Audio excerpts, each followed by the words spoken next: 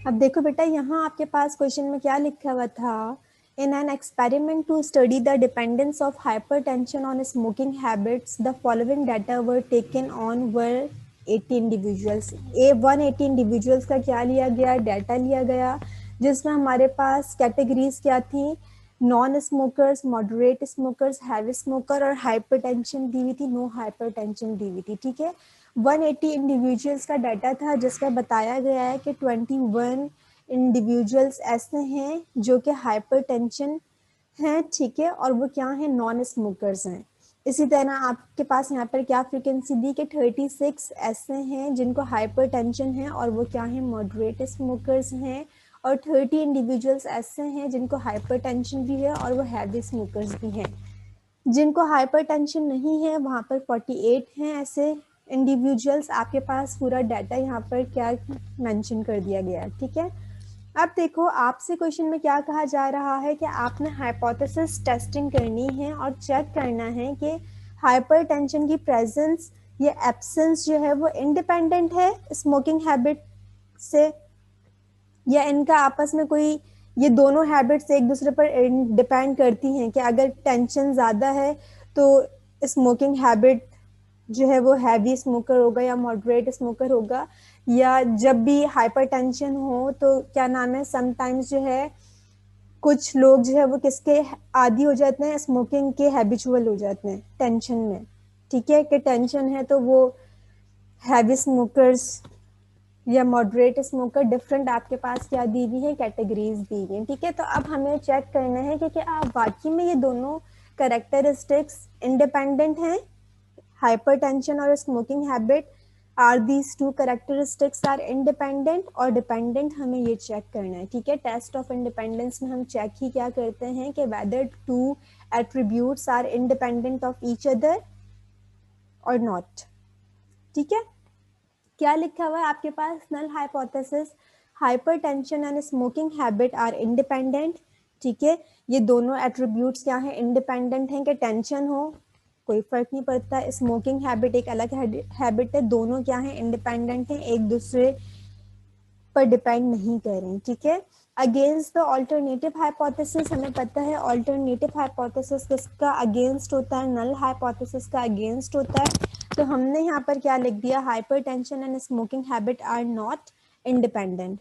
ठीक है, are not independent का मतलब कि ये दोनों आपस में क्या कर रही हैं, कैरेक्टरिस्टिक डिपेंड कर रही हैं। ठीक है, अब देखो सेकंड आपके पास क्या है, level of significance. Level of significance आपके पास क्वेश्चन में गिवन है अल्फा इक्वल्स टू 0.05, और अगर कुछ ना भी गिवन हो तो हम 5% लेवल ऑफ सिग्निफिकेंस पर क्या करते हैं, काम करते हैं। टेस्ट स्टैटिस्टिक का फॉर्मूला आपके पास लिखा हुआ है, that is chi square double summation O I J minus E I J का whole square divided by E I J with degree of freedom R minus one C minus one. R किसको show कर रहा है बेटा, raw को show कर रहा है, और सी किसको शो कर रहा है, कॉलम्स को शो कर रहा है, नंबर ऑफ कॉलम्स को। ठीक है, कंप्यूटेशंस में आप क्या करोगे, हमारे पास जो क्वेश्चन में टेबल गिवन था हमने उसी टेबल को लिखा, और यहाँ पर क्या किया हमने, रॉ वाइज भी टोटल कर लिया, कॉलम वाइज भी टोटल कर लिया। फर्स्ट रॉ का टोटल, फर्स्ट रॉ के टोटल को मैंने क्या लिख दिया, R1, सेकंड रॉ के टोटल को मैंने R2 लिख दिया। इसी तरह फर्स्ट कॉलम के टोटल को मैंने यहाँ पर क्या लिख दिया, C1, सेकेंड कॉलम के टोटल को C2 एंड थर्ड कॉलम के टोटल को C3 हमने यहाँ पर लिख दिया। ठीक है, और जो क्वेश्चन में हमें क्या दी हुई थी, फ्रीक्वेंसीज दी हुई थी, जो क्वेश्चन में आपके पास यहाँ पर फ्रीक्वेंसीज गिवन थी, इसको मैंने यहाँ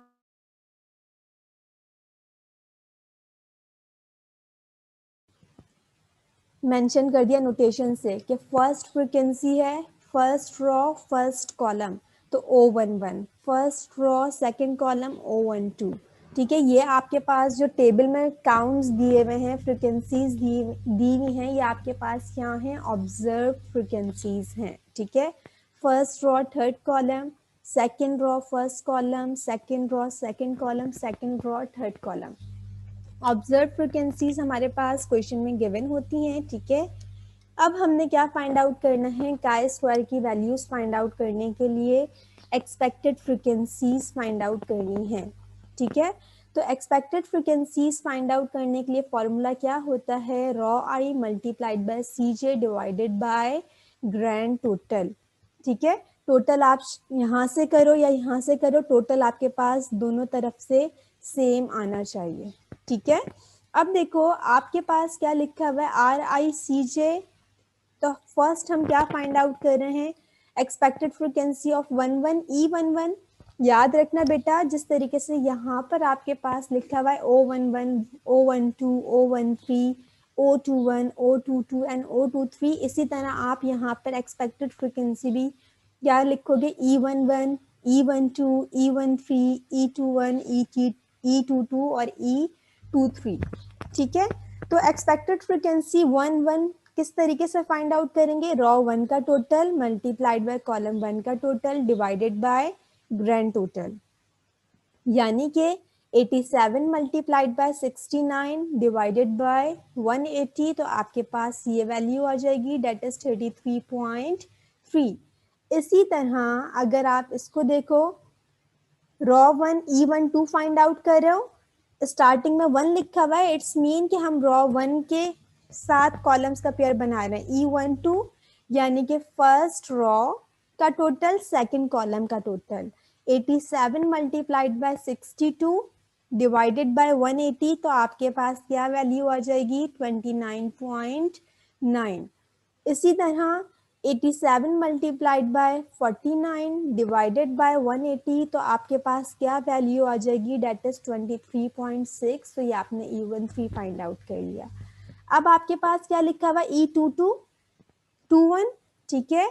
तो ये जो पहला नंबर जो लिखा हुआ होता है ये रॉ को शो कर रहा होता है, और सेकंड नंबर जो लिखा हुआ होता है ये कॉलम को शो कर रहा होता है, सेकंड रॉ फर्स्ट कॉलम, ठीक है। E21 यानी कि 93 मल्टीप्लाइड बाय 69 डिवाइडेड बाय 180, तो आपके पास वैल्यू आ जाएगी क्या यहाँ पर, 35.6।